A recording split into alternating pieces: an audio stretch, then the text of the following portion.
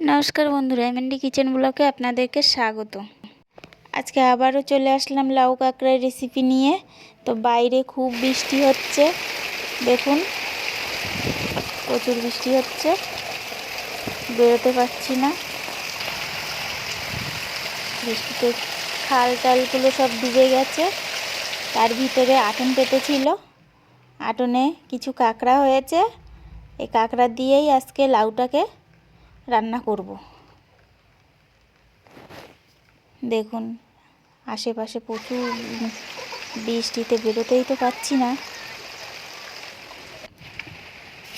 তো লাউটাকে কেটে নিয়েছি, কাঁকড়াটাকেও আমি আর দেখালাম না, ভিডিওটা বড় হয়ে যাবে বলে। এখন আমি কড়াইটা বসিয়ে হালকা পরিমাণে একটু জল দিয়ে লাউগুলো দিয়ে দিলাম, সাথে হলুদ লবণ দিয়ে অল্প কিছুক্ষণের জন্য ঢেকে রাখবো। এই সাইডে কাঁকড়াগুলোও দেখুন কমপ্লিট, কি সুন্দর ঘিলু হয়েছে। এখন দেখুন লাউটা সিদ্ধ হয়ে গেছে। এখন আমি লাউটাকে একটা পাত্রে নামিয়ে নেব, নিয়ে আবারও কড়াইটা উনুনের উপরে বসিয়ে দেব, দিয়ে তেল দিয়ে শুকনো লঙ্কা ফোড়ন, তেজপাতা, পাঁচফোড়ন দিয়ে ভালো করে নেড়ে চেড়ে কাঁকড়াগুলোকে ঢেলে দেব।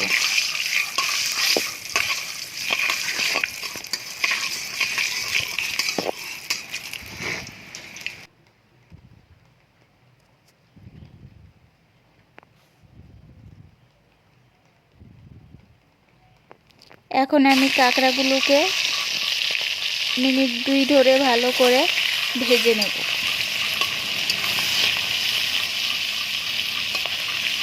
দেখুন কাঁকড়াগুলো ভাজা হয়ে এসেছে।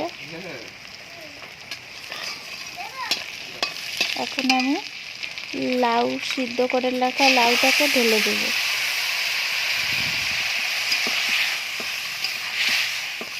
খুব সহজে রান্নাটা, খেতেও সুস্বাদু।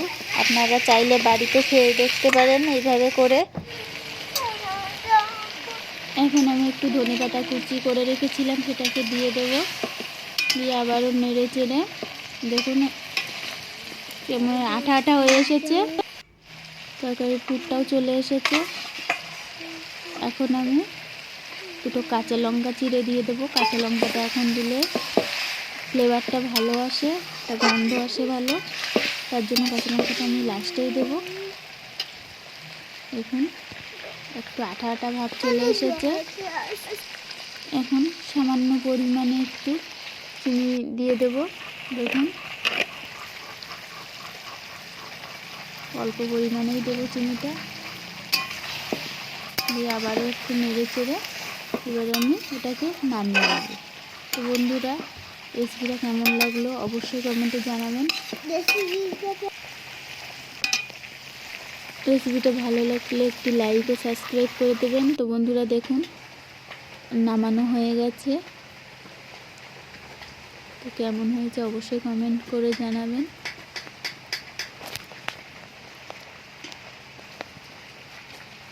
তো এখন চলি, দেখুন কি সুন্দর আঠা আঠা ভাব চলে এসেছে, খেতেও সুস্বাদু।